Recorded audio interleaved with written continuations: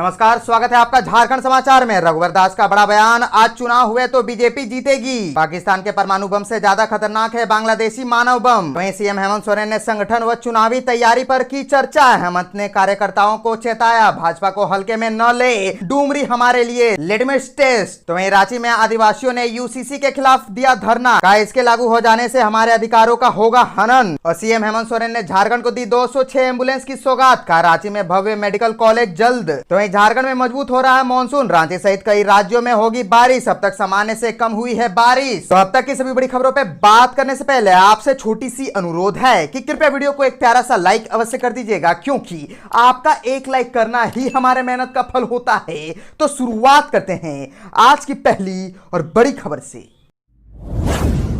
इस वक्त की बड़ी खबर झारखंड से आ रही है, जहां रघुवर दास का बड़ा बयान सामने आया है। उन्होंने कहा कि आज चुनाव हुए तो बीजेपी ही जीतेगी। पाकिस्तान के परमाणु बम से ज्यादा खतरनाक है बांग्लादेशी मानव बम। दरअसल अपनी बेबाकी और मशहूर अंदाज के लिए जाने जाने वाले झारखंड के पूर्व सीएम और भाजपा के राष्ट्रीय उपाध्यक्ष रघुवर दास ने स्पष्ट शब्दों में कहा कि हेमंत सोरेन की सरकार में राज्य की डेमोग्राफी बदल गई है। पाकिस्तान के परमाणु बम से ज्यादा खतरनाक बांग्लादेशी मानव बम संथाल परगना में प्रवेश कर गए हैं। इसी तरह 3.5 साल में धर्मांतरण, खूंटी, लोहरदगा, सिमडेगा जैसे जिले में बड़े पैमाने पर हो रही है। उन्होंने ये कहा कि देश में लोकसभा चुनाव होने हैं, भाजपा झारखंड की लोकसभा की सभी सीटों पर जीत हासिल करेगी। उन्होंने यह भी कहा कि केवल लोकसभा ही क्यों, राज्य की हर चुनाव भाजपा जीतेगी। और पूछे गए सवाल की हेमंत सोरेन कैबिनेट में बिना उपचुनाव के 11वें मंत्री के रूप में दिव्यांगत जगन्नाथ महतो की पत्नी बेबी देवी को शपथ दिलाई गई, इससे आप कैसे देखते हैं? तो इसके जवाब में उन्होंने कहा कि आज की यह बात यूनिक नहीं है। इससे पहले भी मधुपुर के एक और व्यक्ति को पहले मंत्री बनाया, फिर चुनाव में गए। वर्तमान में सीएम हेमंत सोरेन के नेतृत्व में चलने वाली सरकार को कॉन्फिडेंस ही नहीं है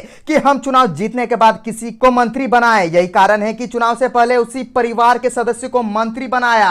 इससे सिद्ध हो जाता है कि इस सरकार से लोग काफी नाराज है। 3.5 साल में इस सरकार से राज्य की जनता खुद को ठगा महसूस कर रही है, चाहे वो नौजवान हो, महिला हो, किसान हो या आमजन। राज्य की विधि व्यवस्था ऐसी है कि अपनी ही सरकार में जनता खुद को असुरक्षित महसूस कर रही है। इस 3.5 साल में हमने देखा कि दो रंगे हुए अल्पसंख्यक समाज भी आज की डेट में इनसे नाराज है। राज्य गठन के बाद के करप्शन आज सबसे विकराल रूप में है। ब्लॉक ऑफिस से लेकर सीएम तक बिना पैसे के कोई काम नहीं होता है। राज्य की जनता अब सरकार से मुक्ति चाहता है, सिर्फ इंतजार कर रही है सही समय का। तो और एक बड़ी खबर आ रही है कि सीएम ने संगठन व चुनावी तैयारी पर की चर्चा। हेमंत ने कार्यकर्ताओं को चेताया, भाजपा को हल्के में न ले, डुमरी हमारे लिए लिटमस टेस्ट। दरअसल झामुमो ने अब चुनावी तैयारी में कूदने का फैसला किया है, साथ ही कार्यकर्ताओं को चेताया है कि भाजपा को हल्के में न ले।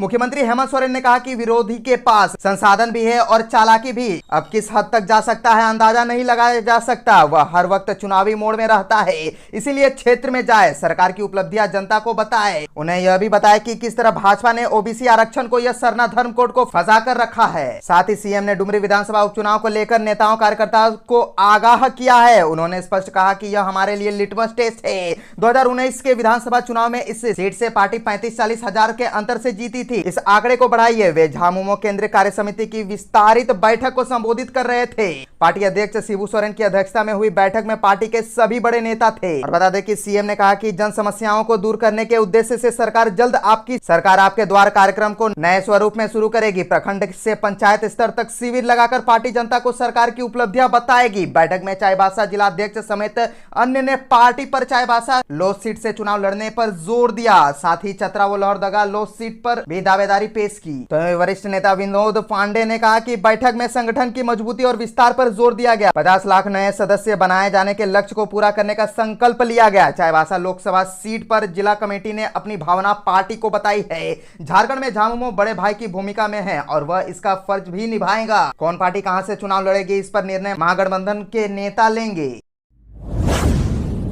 रांची में आदिवासियों ने यूसीसी के खिलाफ दिया धरना, कहा इसके लागू हो जाने से हमारे अधिकारों का होगा हनन। रांची में आदिवासी अधिकार मंच के बैनर तले आदिवासी सामाजिक और राजनीतिक कार्यकर्ताओं ने यूसीसी के विरोध में राजभवन के समक्ष 1 दिवसीय धरना किया। इस धरना प्रदर्शन के माध्यम से आदिवासियों ने यूसीसी लागू हो जाने से आदिवासियों के सामने आने वाले परेशानियों पर चिंता व्यक्त की। धरना प्रदर्शन में पूर्व मंत्री गीताश्री उरांव भी मौजूद थी। बातचीत के दौरान उन्होंने कहा कि यूसीसी लागू करना भाजपा के चुनावी एजेंडे में है। जब भी चुनाव चुनाव की बारी आती है यह मुद्दा गर्म हो जाता है।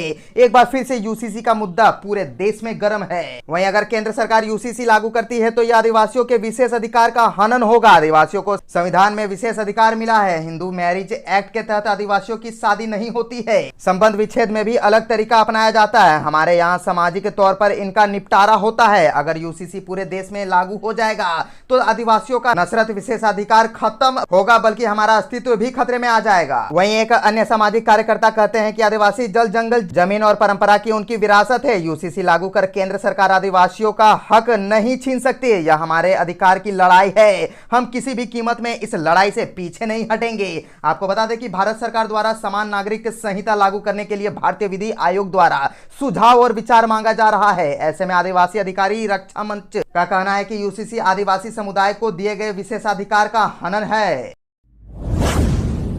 सीएम हेमंत सोरेन ने झारखंड को दी 206 एम्बुलेंस की सौगात। कहा रांची में भव्य मेडिकल कॉलेज जल्द। मुख्यमंत्री हेमंत सोरेन ने राज्य को आधुनिक सुविधा से लैस 206 एम्बुलेंस की सौगात दी है। 206 एम्बुलेंस में 51 एम्बुलेंस एडवांस लाइफ सिस्टम मौजूद है और 131 बेसिक लाइफ सिस्टम शामिल है। 5 मेडिकल मोबाइल यूनिट की भी शुरुआत मुख्यमंत्री हेमंत सोरेन ने की, जिसके लिए स्माइल फाउंडेशन से एमओयू किया गया है। इस कार्यक्रम के दौरान सीएम हेमंत सोरेन ने ममता वाहन ऐप, मुख्यमंत्री गंभीर बीमारी योजना और आयुष्मान ऐप का भी शुभारंभ किया। और बता दें कि साथ ही राज्य के 38 दंत चिकित्सकों को सीएम ने नियुक्ति पत्र सौंपा।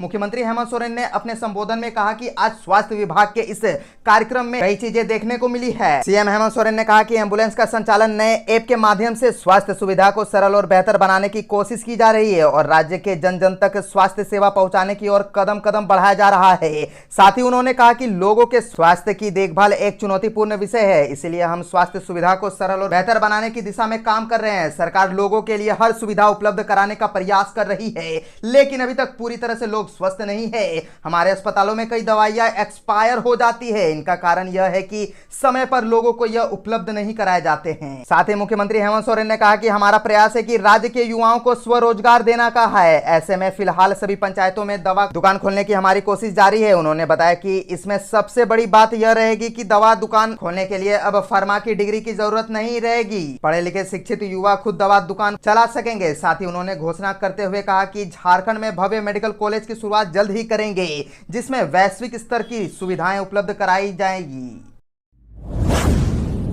तो अब बात कर लेते हैं झारखंड के मौसम की। तो झारखंड में मजबूत हो रहा है मानसून। रांची सहित कई राज्यों में होगी बारिश। अब तक सामान्य से कम हुई है बारिश। झारखंड में एक बार फिर मानसून अपनी पकड़ मजबूत कर रहा है। रांची सहित पूरे प्रदेश में 7 जुलाई से मानसून पूरी तरफ फैल जाएगा। रांची सहित राज्य के कई हिस्सों में काले बादल छाए रहेंगे। इस दौरान झारखंड में कहीं कहीं भारी बारिश का अलर्ट भी जारी किया गया है। मौसम विभाग के अनुसार दक्षिणी झारखंड में 7 और 8 जुलाई को भारी वर्षा हो सकती है। रांची में पिछले शाम से ही बारिश हुई, लेकिन सुबह होते ही मौसम फिर से करवट ली। बारिश होने की वजह से राज्य के कई हिस्सों में तापमान में गिरावट आई है। राज्य के कई हिस्सों में पिछले 24 घंटे के दौरान कई स्थानों पर अच्छी बारिश हुई है। और बताते चले कि राजधानी रांची में अगले 2 दिन भी बारिश की संभावना जाहिर की गई है। बारिश के बाद ठंडी हवा चलने से लोगों को उमस की गर्मी से राहत मिल रही है। मौसम विभाग के अनुसार राजधानी में अगले 2 दिन बारिश होने का अनुमान लगाया गया है। मौसम विभाग के अनुसार 7 और 8 जुलाई को राजधानी और आसपास के क्षेत्रों में अच्छी बारिश होने की संभावना है। झारखंड में अभी भी मानसून की कमी है। जून महीने में बारिश की कमी दर्ज की गई है। झारखंड सीजन में अब तक 39% बारिश कम हुई है। मौसम विभाग के अनुसार राज्य में 1 जून से लेकर 4 जुलाई तक 137.7 mm बारिश हुई है, जो कि सामान्य बारिश 226.3 mm के मुकाबले 39% कम है।